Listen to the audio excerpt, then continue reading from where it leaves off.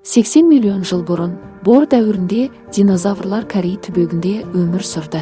Ол кезде қазір Чоннамыйосу деп аталатын жердің бір бөлігі динозаврлардың көптеген түрлерінің мекендейтін жері болды. Олардың арасында тарбозавр бар. Монологта Спеклс есімді жас тарбозавр оның толық ай түнінде туылғанын айтады. Ол ойнақы бала. Спеклс үлкен ағасымен, егіз әпкелерімен және анасымен бірге тұрады. Отбасылық үй таудың басында орналасқан. Онда олар бүкіл орманды жақсы көреді. Олар бақытты өмір сүреді, бірге уақыт өткізеді, аң аулайды және динозаврлардың шөпқоректі түрлерімен қоректенеді. Бірақ Спеклс бір жаста болғандықтан ол әлі де олжасын өлтіруді үйрену керек. Алайда аң аулау кезінде ол үлкен ағалары қолданған кісі өлтіру тактикасын үйренуде. Спеклс бұл тактиканы өз тәжірибесінде де қолдануға қуанышты. Бірақ оның жаттығу күні келгенде, бұл оның ересек өміріне ұзақ және ауыр сапардың басталуын білдіреді. Бұл күні оның анасы олжаны қалай өлтіруге болатынын үйрету кезінде кенеттен олардың астындағы жер дірілдей бастайды. Бұл ең қуатты жыртқыш тираннозаврдың әсерінен динозаврлардың жаппай қашуына алып келді. Оның көзі жоқ болғандықтан бәрі оны бір көз деп атайды. Хаос кезінде кішкентай Спеклс пен оның бауырлары қауіпсіз жерге қашып кете бастайды, бірақ соңында олар бөлек қалады. Оның үлкен ағасы кейбір динозаврлар басылғаннан кейін қайтыс болады, ал егіз әпкелер жартастан лақтырылады. Осы кезде оның анасы келеді, бірақ ол бірнеше секундқа кешігіп келеді. Осылайша 4 баласының ішінде тек Спеклс тірі қалады. Өкінішке орай, бір көзді адам келіп, оған шабуыл жасағанда, оның қайғыруға уақыты да қалмайды. Анасы біраз уақыттан бері күресіп келеді, бірақ оны жеңу оңай. Бұл зұлым тираннозавр күшті болғандықтан анасын жартастан тастайды. Ол құлап өлмес бұрын тастарды бірнеше рет ұрады. Осы уақытта Спеклс көз жасымен алыстан анасының өліп жатқанын бақылайды. Ол қазір жалғыз және баратын жері жоқ. Ол тіпті аң аулауды да білмейді. Дегенмен ол бір күні отбасынан кек алуға ант береді. Келесі көріністе біз кішкентай тарбозаврдың қоқыстарды қазып, ұяларға шабуыл жасағанын көреміз. Аштықтан өліп, ол ұшатын бауырымен жорғалаушы птерозаврдан жұмыртқаны ұрлап, аштықты қанағаттандырады. Бірақ өкінішке орай, бауырмен жорғалаушы пайда болып, оны қуа бастайды. Спеклс өле жаздады, бірақ өзенге сүңгу арқылы қашып үлгерді. Кейінірек сарайға паналап, олжаны қуып келе жатқан велокирапторлардың табынын естиді. Велокирапторлар олардың ептілігі мен зұлымдығынан қорқатын кішкентай жыртқыштар. Спеклс олардың соңынан ереді, тек олжаны бір көзді тираннозаврдан асқы ешкім басып алғанын білу үшін.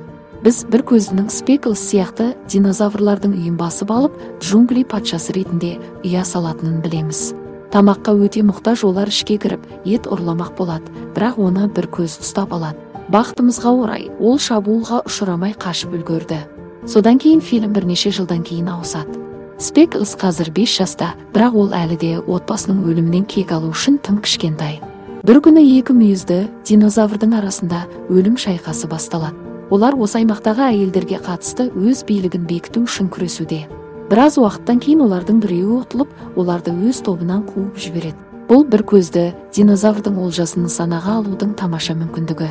Бірақ ол мүйізді динозаврдың соңынан ергенде, тағы бір алып жыртқыш оның сөзін бөледі. Бұл жыртқыштың өткір тырнақтары бар, олар тіпті сүйектерді кесіп тастай алады. Алайда тираннозавр оңай берілмейді. Ол өзінің ақылдылығын пайдаланады және жыртқышты тырнақтарын ағашқа батырып алдай алады. Содан кейін бір көзді мойнынан ұстап өлтіреді. Мұның бәрін жақын жерде орналасқан қорқынышты Спеклс бақылайды. Біраз уақыттан кейін бір көзді өзінің жаңа олжасын шайнап жатқанда, кенеттен көк көздер атты әйел тарбозавр пайда болып, оның тамағын ұрлауды шешеді. Бірақ ол бір көздінің қаншалықты қауіпті екенін түсінгенде, ол тез қашып кетеді. Осы уақытта Спеклс бір көзден тамақ ұрлап үлгереді. Әйел тарбозавр оның соңынан ереді және ол аяушылықпен оған ет бөлігін ұсынады. Осы жақсы қимылдың арқасында көк көздер де ашылып, екеуі тез дос болады. Енді олар аң аулап бірге өмір сүреді. Содан кейін көрініс 5 жылдан кейінге тасымалданады. Спеклс мен көк көздер бір көзден алысқа жылжыды. Осылайша екеуі ажырамас болып бақытты өмір сүре бастайды. Алайда бір күні бір көзді динозавр олардың аңшылық жерлерін тауып, қайтадан өз аумағын тартып алуға тырысады. Алдымен ол көк көзге шабуыл жасап, оны жарақаттайды. Бұл Спеклсті ашуландырады және ол кек алуға тырысады, бірақ нәтиже бермейді. Ол әлі де күшті аңға сәйкес келе алмайды. Нәтижесінде ол басқа жолды табуға шешім қабылдайды және соңында жоспар жасайды. Уақытты жоғалтпастан ол бір көзді батпаққа тартып, оны сол жерде тұзаққа түсіреді. Мұны көріп, Спеклс пен көк көздер өздерінің жеңістерін атап өтеді. Бірақ олар бір көзді қыңыр аң екенін білмеді. Ол олардың артында пайда болады, оларды аяқтауға дайын.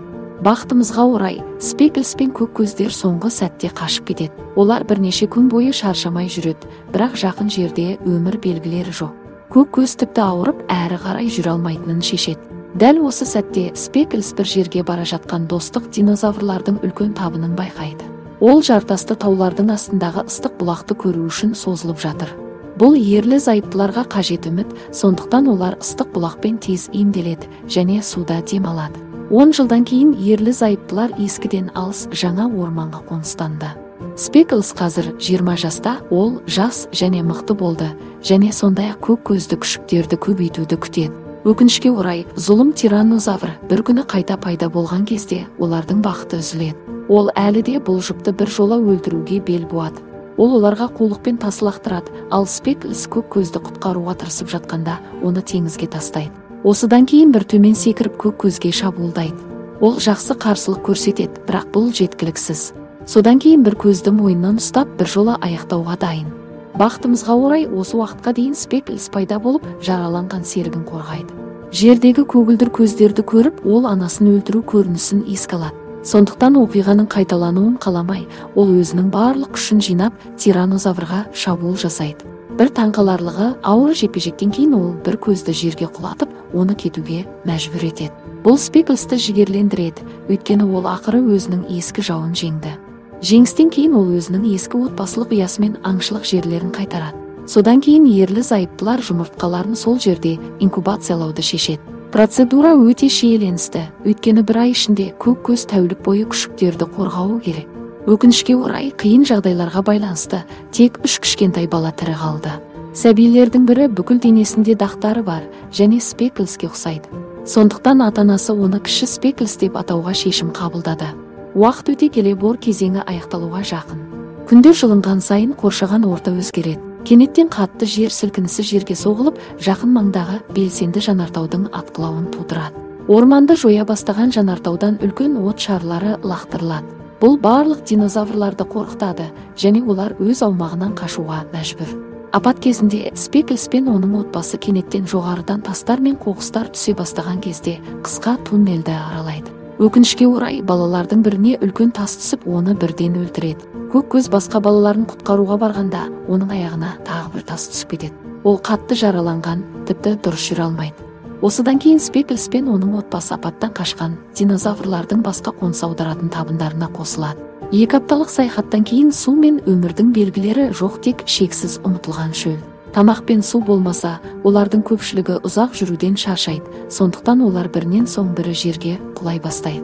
Бұл көбінесе отарда аң аулайтын және әлсіздерді аулайтын өлекселерді жейтін велокирапторлар үшін тамаша мүмкіндік. Кенеттен үлкен шөпқоректі динозавр шаршап жерге құлайды. Көп ұзамай оны жаңа олжасына секіруге дайын, велокирапторлар табыны қоршап алады. Өкінішке орай, аяқтың жарақатына байланысты көк көз енді жүре алмайды. Дақтар оның жұбы, шөпқоректі динозавр сияқты тағдырға тап болуы мүмкін екенін түсінеді, сондықтан ол оны тұруға шақырады. Дегенмен көк көз тұруға тым әлсіз, сондықтан ол бас тартады. Содан кейін ол Спеклске балаларды алып, өздерін құтқаруға көндіреді. Осы уақытта велокирапторлар әлсіреген көк көзді байқап, оған шабуыл жасауды шешеді. Спеклс өз орнында тұрып, олардың бірнешеуін өлтіреді. Көк көз соншалықты әлсіз болады, ол енді дем ала алмайды. Ол баяу көзін жұмып, отбасымен қайғылы қоштасады. Келесі көріністе дақтар әйелін жоқтайды, бірақ көп ұзамай олардың көп уақыты жоқ екенін түсінеді. Сондықтан ол балаларын алып, велокирапторлардан қашады. Қауіпсіз жерге жеткенде ол және балалар артқа қарап, зұлым тіршілік иелерінің көк көздерімен тойлап жатқанын көреді. 2 аптадан кейін табын біраз тыныс алды. Алыстан олар барлығына шексіз тамақ пен баспана бар үлкен құнарлы жерді көреді. Алайда жасыл оазиске апаратын жол өте қауіпті. Олар тауларды қоршап тұрған тар жиектен өтуі керек, ал олардың астында шексіз терең теңіз болуы керек. Осыған қарамастан отар, оның ішінде Спеклс және оның 2 баласы оазиске жетіп, жаңа өмір бастауға үміттеніп, баяу алға жылжуда. Осы уақытта біз бір көзді табынды таудың биіктігінен мұқият бақылап отырғанын көреміз. Спеклс пен оның балалары тар жолмен келе жатқанда, кенеттен оларға динозаврлар тобы келеді. Бұл Спеклстің балалық шақтағы естеліктерін оятады. Онда оның бауырлары осындай күйзелісте қайтыс болды. Бір таңқаларлығы, ол тағы да сол табиғи апаттан қуылған бір көзді кездіреді. Бір көз жеңіліп жатқанда, ол Спеклстің балаларына баруды шешеді. Соңғысы балаларды құтқару үшін барын салады. Өкінішке орай, олардың бірі қайтыс болады. Кек алуға толы Спеклс бір көзді динозаврға шабуыл жасайды және оны жерге құлатады. Алайда көңілсіз тираннозавр аяғынан тұрып, кіші Спеклсті жартастан мұхитқа тастайды. Содан кейін ол Спеклстің анасымен жасағандай бұрышқа бұра бастайды. Алайда біздің кейіпкеріміз басымдыққа ие және тираннозаврды жартастан тастай алады. Осыдан кейін ол төмен қарап, ұлының әлі тірі екенін көріп, көмекке шақырады. Сонымен қатар, ол бір көзді динозаврдың да тірі екенін және нәрестеге қарай бет алғанын көреді. Бұл көрініс оны қорқытады, сондықтан ол тірі қалған соңғы ұлын құтқару үшін бірден теңізге сүңгіп кетеді. Осы уақытта біз су басқан ағаштың көмегімен өз өміріне жабысып тұрған нәрестені көреміз. Бір көзді адам оны ұстап алмақ болған сәтте, Спеклс ескі аңға артқы жағынан шабуыл жасайды. Дуэт тағы да біраз уақыт төбелесіп, осы процесте жарақат алды. Судағы қанның иісіне байланысты біз оларға қарай бет алған тилозаврлар деп аталатын жұп-су динозаврларын көреміз. Спеклс мұны түсінеді және суда жалғыз және осал ұлына алаңдайды. Мұхиттағы ұзақ күрестен кейін ол ақырында бір көзді жеңіп, оны тилозаврға қарай итеріп жібереді. Бұл ақырында зұлым тираннозаврды бір жола өлтіреді. Біраз уақыттан кейін Спеклс ұлымен қайта қауышып, алыстағы оазиске бет алды. Жол өте ұзақ және шаршатады, бірақ ол бас тартқысы келмейді. Өкінішке орай, бірнеше сағаттан кейін оның көзі шаршап, ақыры жабылады. Әке мен бала дуэті өлген сияқты болған сәтте, келесі көріністе біз олардың қандай да бір жолмен жағаға шыққанын білеміз. Спеклс жағажайда ес-түссіз жатып, ұлының оны қатты шақырғанын естігенде көзін ашады. Соңғы монологта Спеклс ұлына осы жаңа жайқалған джунглиде бейбіт, бақытты өмір тілейді.